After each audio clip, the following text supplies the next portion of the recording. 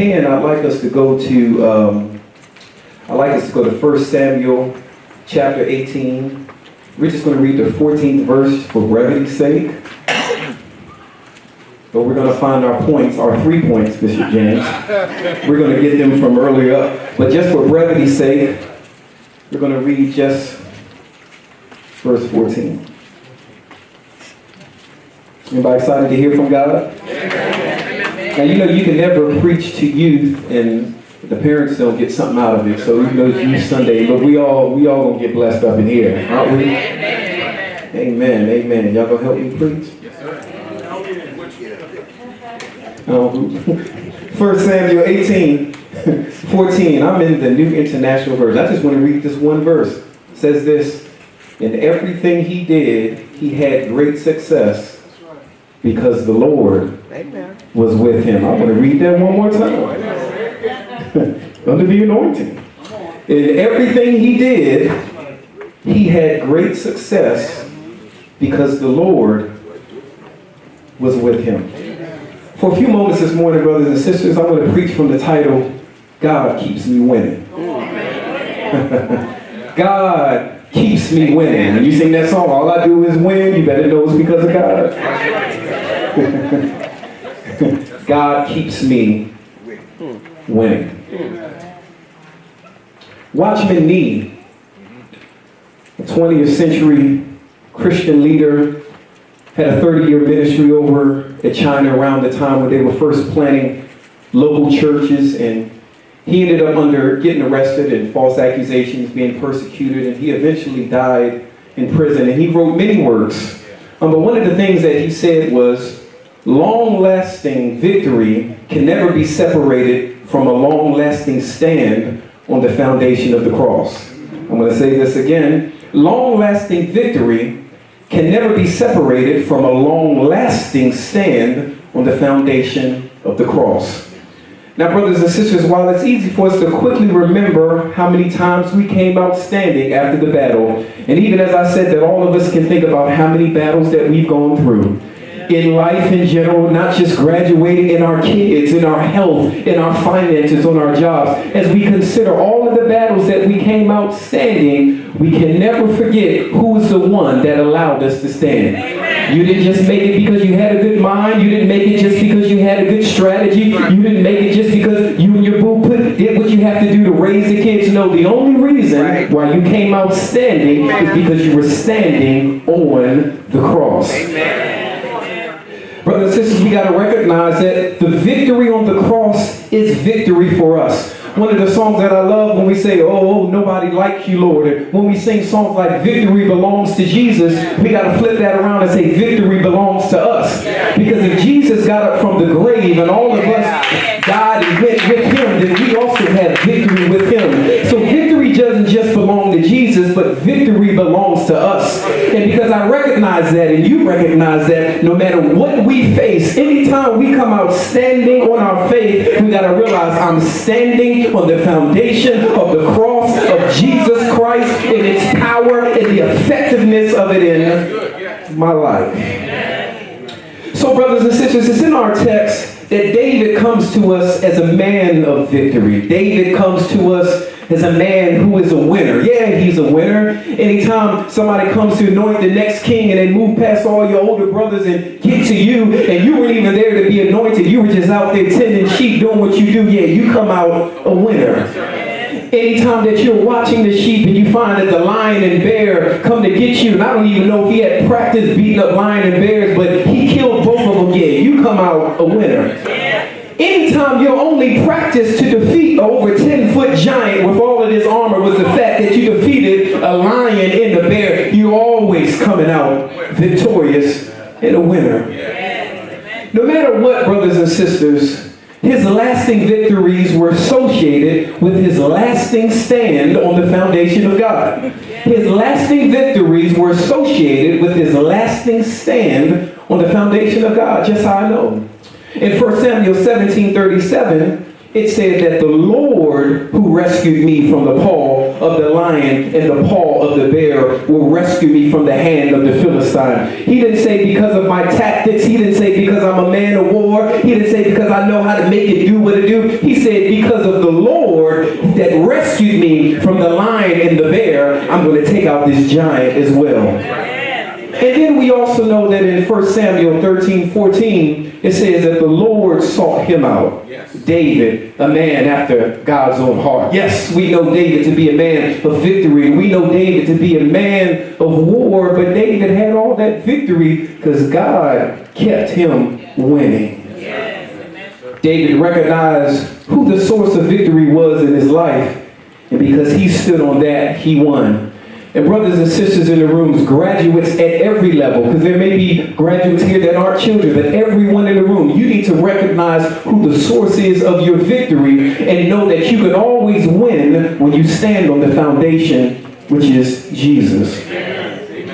Now, the reason why I'm preaching this is because, like David, you all have had many private and public victories. And today we're here to celebrate that one meaningful victory, that powerful victory, is the fact that you've graduated, that you're about to go to another level. You've conquered it. You literally took the head off that giant. You took your little academic slingshot, you hit and you got it. The giant has been slain.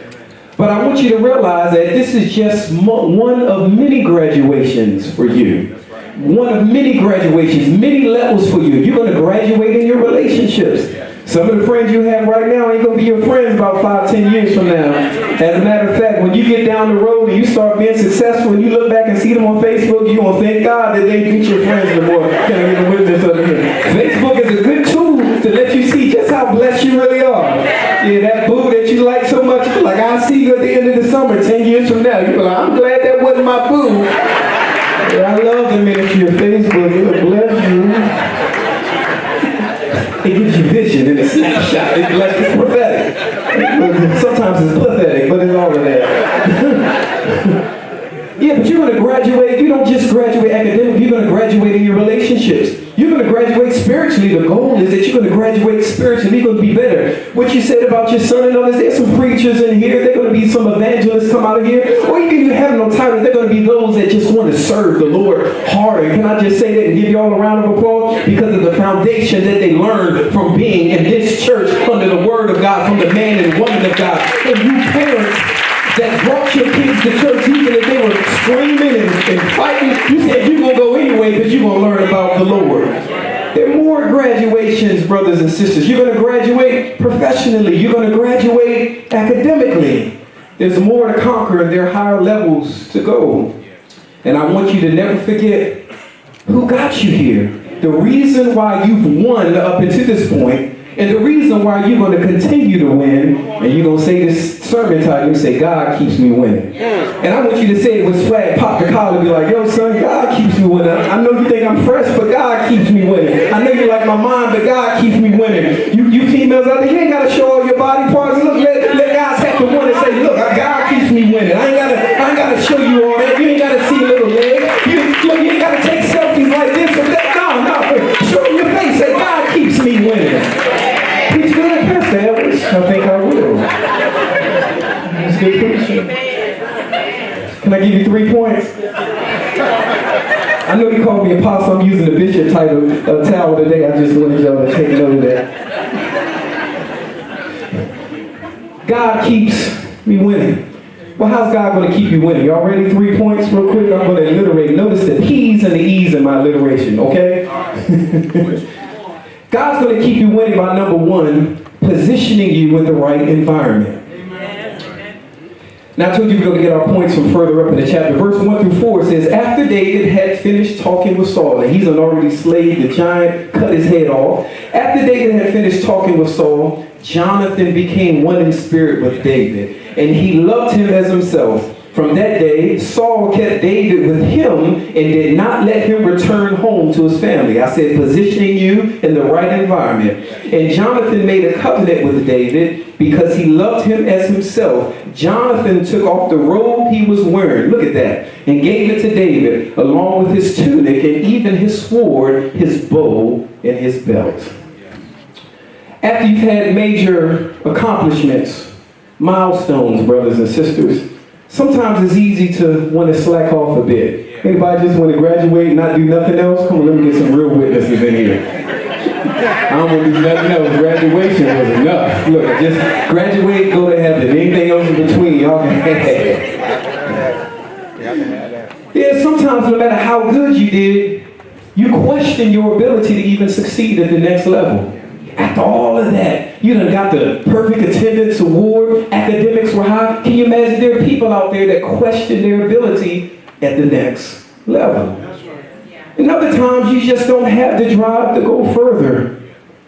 And don't mind staying where you are just for a little bit. But can I tell you this? God wants you to win so bad, brothers and sisters. He'll allow your potential to take you to places you thought you'd never be. And put you in relationships with people that sow into you because they see in you what God has placed in you and seek to bless you to encourage you for the next level. Places that you thought you would never be. Here David is. He's in Saul's house. He's in the king's house. He has privilege, he has prestige, and he has possessions. Work in peace, pastors. He has privilege, he has prestige, and he has possessions. And all David did was use what he had to defeat Goliath, knowing that God was with him. That's all he did. He just did what he knew to do. God also has elevations for you, brothers and sisters. But there's also expectation of you. We don't want nobody to have an expectation of it. All of us want the next level, but ain't nobody. You know, in order to get up these steps to the next level, you actually got to pick one foot up from the other. But everybody wants to be at the next level. All David did was do what he did. He didn't try to be someone else, do what someone else had done. But he used what he had in the faith that God had given him, and God placed him in a different position. Now you got to use what you have. It may not be college for you. I get it. All of us want our kids to go to college. It may not be college for you. I say use what you have.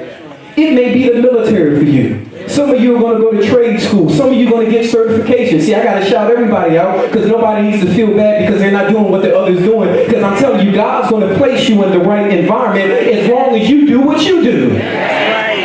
I'm just good at working with my hands. Well, you work at your hands and watch God put you in the right situation. Whatever it is that you do what you do and watch God position you in the right environment.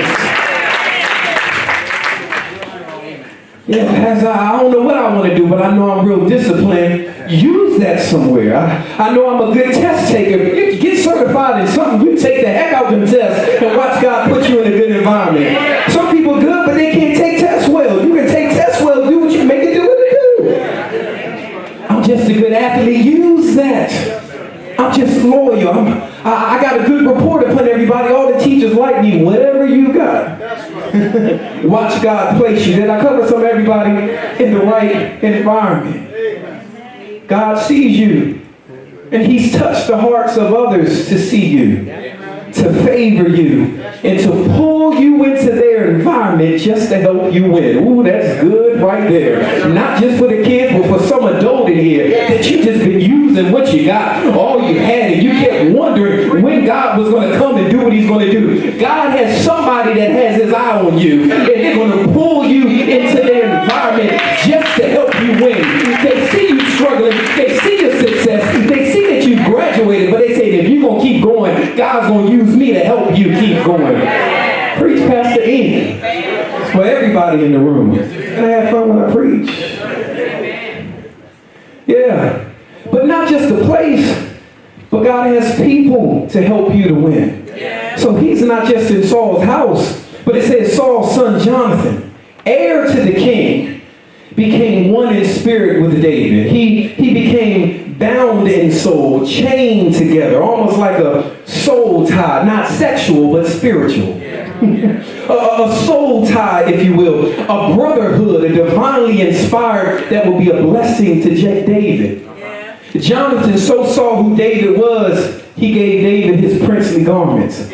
As if to suggest that he sees David's worth, his kingship. He sees his destiny. Can't you see God using somebody to pour into your life? You walking around like a queen, don't quite feel like a queen, but you know there's a queen in you. Come on, you walking around like a king, don't always feel like a king, don't make king's money the way you need to, can't take care of your family the way you need to. But wouldn't it be nice if God send someone to sow into your life and say, I see the king in you. I see the queen in you. I see the prince in you. I see the princess in you. I see the business owner in you. Oh, I'm going to pay for your next 4 years of college. Pastor Edwards. Because God aligns you with some good people that become chained and bound in spirit with you. It ain't nothing sexual. It ain't nothing freaky. They ain't trying to get with you. They getting close to you because God said they got to be close to you. There's a sign that He's close to you and He's trying to get a blessing to you. Oh, God. Preach. Yeah, with the right. Oh, I'm preaching hard, Jane. Oh, you sweat this much?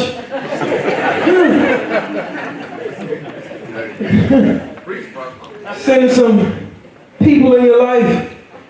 God so wants you to win. He has a Jonathan or a Jacqueline, whatever, you pick one, who's waiting for you. Yeah, that's right. You need to start walking on people like, are you Jackie? You John? No, my name's Charles. Well, you John today? Give me some. Good. You don't know. You just knock on every door. Good. You go to the bank to cash a check. Are you John? Where Jackie is? She in the back? Get that blessing.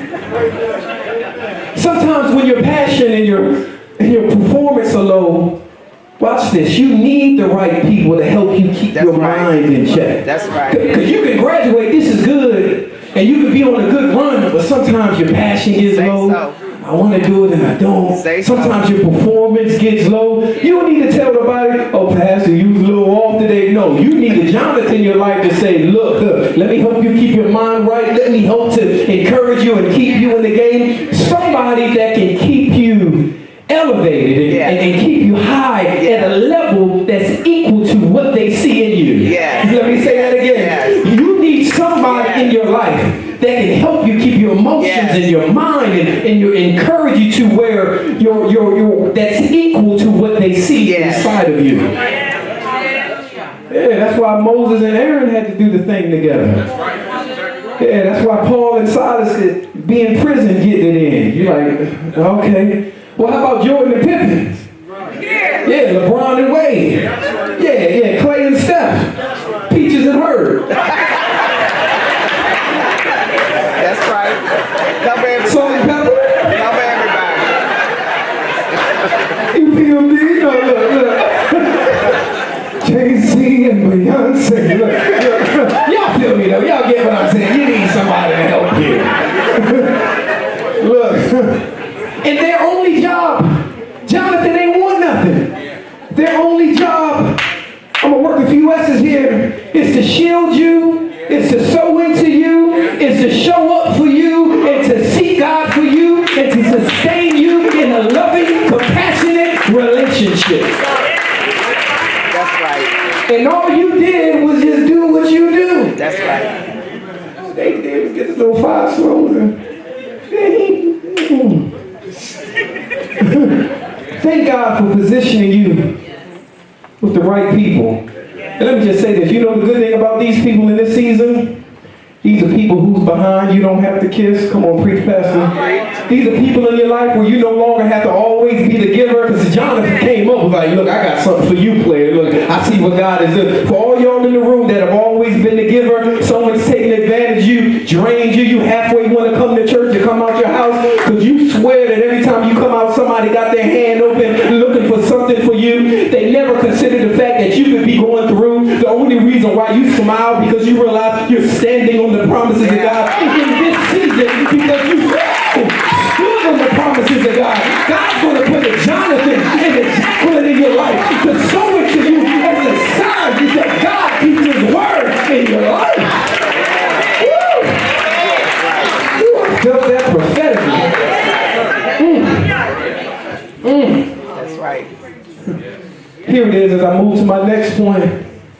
They are assigned to you to help bring the winner out in you. That's right. That's why they're coming. They're assigned to you. The only reason they're assigned to you is to help bring the winner out in you. That's right. Yeah. God keeps me winning. Can I give you my second point?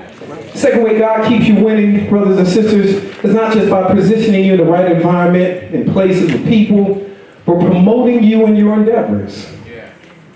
Verse 5, whatever mission Saul sent him on, David was so successful that Saul gave him a high rank in the army. This pleased all the troops and Saul's officers as well, promoting you in your endeavors. Amen. Whether you realize it or not, life is nothing but seasons of graduation at various stages of your life, and each one requires your time and your effort. So let me just say this, now's not the time to stop. There's no, let me just chill.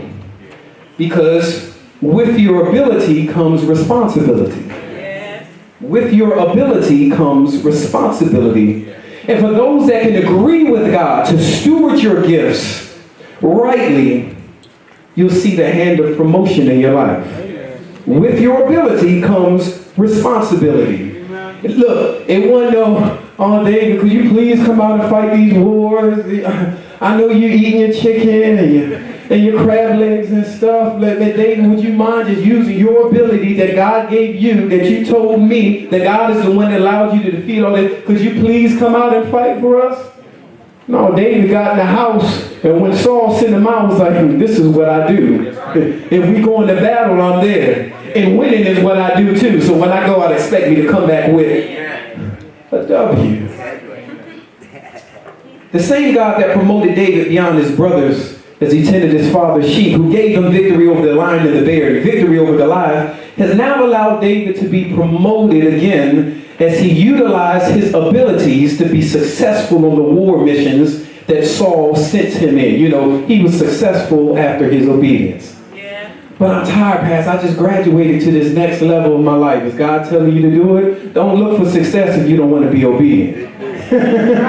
All David did was what God had called him to do. Whatever your destiny is, whatever your purpose is, it's going to come with some pain. You're going to get tired. You're going to get weary. But God will give you promotion if you're obedient to the thing that he called you to do. And can I just say this, because it's in me, whatever he's called you to do, whatever your ability is, may not look like anyone else's in the room. That's right. I just give hugs. Yeah. That's all I do is give hugs. But let me tell you something, them hugs you give that stopped a lot of people from committing suicide on a Sunday. Look, they were just waiting to feel a touch from God. They were waiting to feel like they had some real relationship. And when they saw these hands right here, and you gave them a hug, they went home from church and said, I will not blow my brains out. You don't know, but whatever it is, look for the promotion after the obedience. Now, I know the sermon says God keeps you winning, but God has also given you the grace to work in your purpose. So you can't get a win without work. It's that you work or you're giving your best that you see God's promotions. I don't care if you're working at your grades, that job that you keep complaining about. Why are you going to complain about it, but you want a promotion? Now, somewhere in between your complaining and your promotion, you should have been giving your best. But because you complain so much, you stop giving your best and you want a promotion. God's like, if you just keep giving your best, I'll give you the promotion because I got somebody to look at you when you're giving your best. You can still complain, but at least give your best. Why you complain so I can give you the promotion? Yeah, that's it. He just gave me that on the spot. I can't write that. If God allowed you to be Goliath after you put in some effort, whatever your Goliath is, anything smaller than your giant is nothing if you're willing to keep trying. Anything smaller than your giant, think of that huge thing that you've already beat.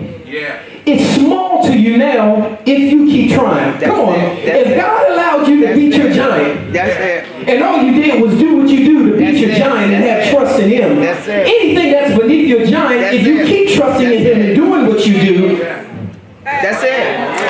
Amen. Now let me say this, because God gave me this. But for those of us graduating today, your biggest giant may be beyond getting a diploma.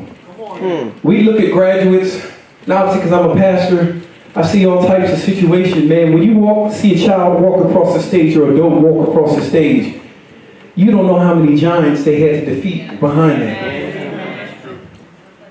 Maybe the peer pressure to succumb to some type of gang or crew, you had to fight it the whole time just so you could walk across the stage, just giants, the pressure to have sex and play all these games and stuff. You want to be pure and holy because you're raised in church. That's pressure. Those are giants you got to kill. Can you imagine? I walked across the stage as a high school student after 4 years and I never had sex with anyone.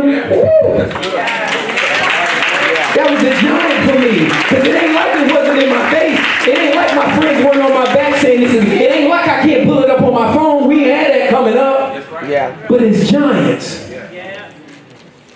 Some of your giants were not having supportive parents. People graduating school, flying colors, not even having enough food to eat in their house. Giants. Not having one or both of your parents around, just doing stuff. That's giants, and you made it to graduation. Yeah, having a learning disability. You try to hide it from people because you don't want nobody to know how bad it is. That's a giant, but you made it to graduation. Or going through school and life and never really having friends. God called us to be in a relationship. There's some of us sitting here, we're not even sure about the friends we call friends. Yeah, that's right. And you keep going to the next level, and while there are people around you, they're not really even for you. You're really there by yourself. Giants. That's right. That you kill. But whatever it is, brothers and sisters, you ought to be proud of yourself because you're here, because you pressed in the power of God. And I want to encourage you that God has more levels waiting for you if you continue to work hard. Amen. Yeah, God has more levels waiting for you if you continue to work hard. Can I give you my last point?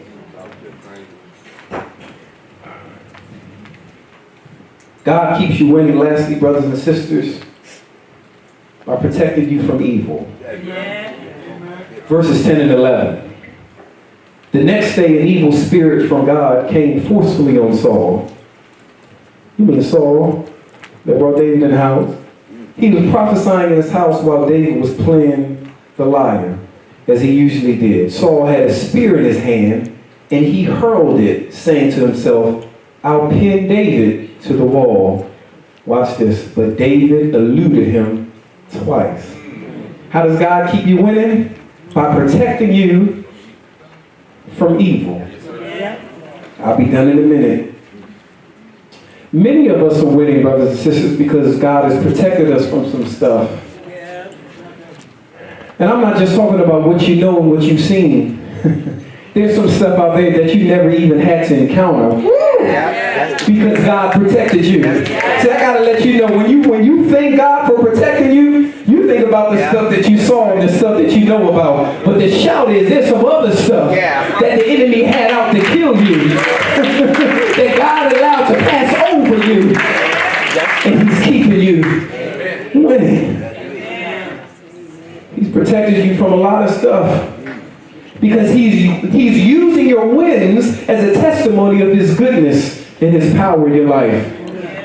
When I was in high school, senior year, a couple of the guys I played basketball with, I had a car, they didn't have a car. And I remember one time sitting in the classroom, they was like, man, you want to do some work with us? I was like, what is it? I wasn't a rowdy kid, but I did what I did. What they wanted me to do was help them rob. So since I had the car, they were like, the only thing that you have to do is you just have to be around the corner with the car, and then we'll rob, and then we'll come back out. Let me tell you, God was protecting me. Now, because I rolled with them and we played ball together, I could have easily been like, that sounds pretty easy. Like, I'll just go ahead and do it, and that'll be the end of it. I didn't do it. But let me tell you how I wouldn't even be standing here before you had it not been for God. Prom comes. We go to prom, these dudes roll up, I forget what kind of car they had. They had all these clothes that didn't look like clothes anybody else had on, like they must have got some money from somewhere. I'm from Oxon Hill Village, graduated from Crosses, so all of us looked how we looked, but one of us was rich. We were all struggling a little bit, wearing each other's brothers' clothes, you know what I'm saying, all that type of stuff. But they were looking good at the prom. Come to find out, these two brothers robbed a man in the man's own backyard. A neighbor saw it from the window in their own neighborhood, had the man face down in his backyard and blew his brains out. One of the brothers was number 8 in the nation running back. I won't say the name, you can go back, but number 8 in the nation running back.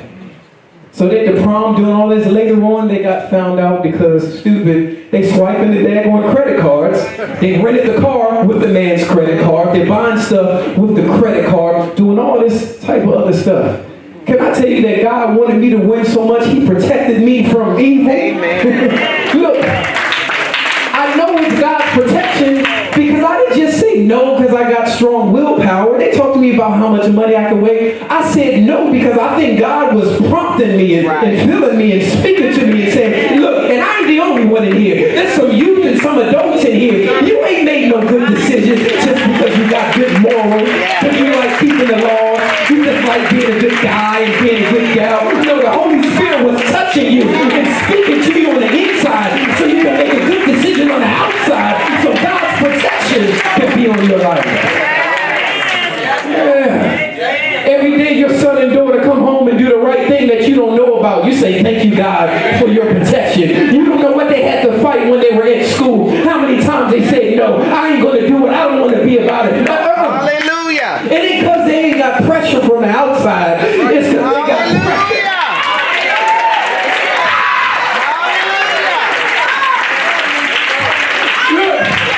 Might as well put that in the scripture, greater is He that is in me.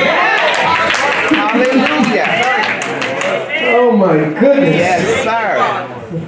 Yes, sir. Break this, y'all won't let me come in. Yes, sir. Brothers and sisters, you said break it off? Bring it off. Just do it. You said that? Right here. Bring it off. It's interesting that the same king that brought David in, and David didn't ask, is the same king that tried to kill him. After seeing his success, instead of realizing how much of an asset David was to the strength of the government and army, he sees him as a threat. Yep. But can I take it here? It's interesting that the same country, the government that brought African Americans over as slaves, and like David, we didn't ask. They just brought us over here as the same government that's trying to kill us. Preach, Pastor Edward. Help us, Lord. Trying to kill us. After seeing our success, what we've been able to build, our strength, our creativity, our intelligence, and will to overcome, instead of being seen as an asset, we're seen as a threat. And while many innocent lives have been taken, mishandled, and abused and dealt with unjustly through slavery, Jim Crow, the new Jim Crow, cop homicides and racist riots, black president still got the White House, served 2 terms.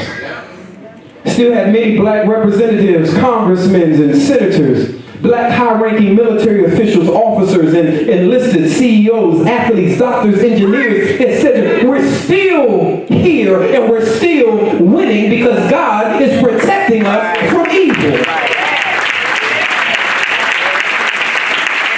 Ain't no different from David. God so wants you to win, brothers and sisters, that He'll protect you from evil. And let me tell you what I love about God. Some stuff you just get into that just happens. And some stuff you get yourself into. That's right.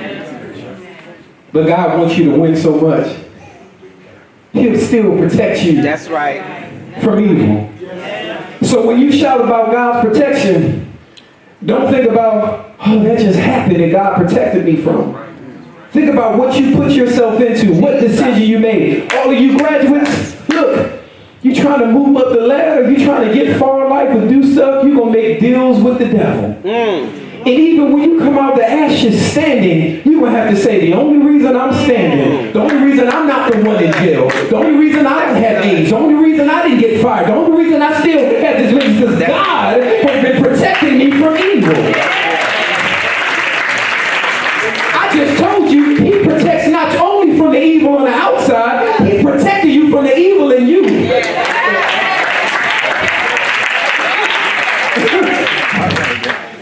Oh, He wants you to win so bad, He won't let you get too bad for yourself. Yeah. Good God. Yeah. Where did that come from? Yeah. That's good. Woo. Amen. Meditate on that one. But you know we got proof. The great apostle Paul wrote 2/3 of our New Testament. And it sure won't because he was perfect. You better read Romans 7. He can talk about what he goes through. But God protected him from himself so he could have it. Thus saith the Lord. Yes. Yes. Amen. Oh God. God's protecting you, brothers and sisters. And he does it for us so that, like David, we can have great success. So our mantra can be, God is keeps me winning. Amen. Graduates, you've made it. For those of you that have graduated at some level of your life for something, Yeah. you've made it. But recognize that God is the reason. Amen. And he's going to continue to position you in the right environment. He's going to promote you in your endeavors. And he's going to protect you from evil. As you keep him as your lasting foundation. It's only because of God that you keep winning. God bless you. I'm done.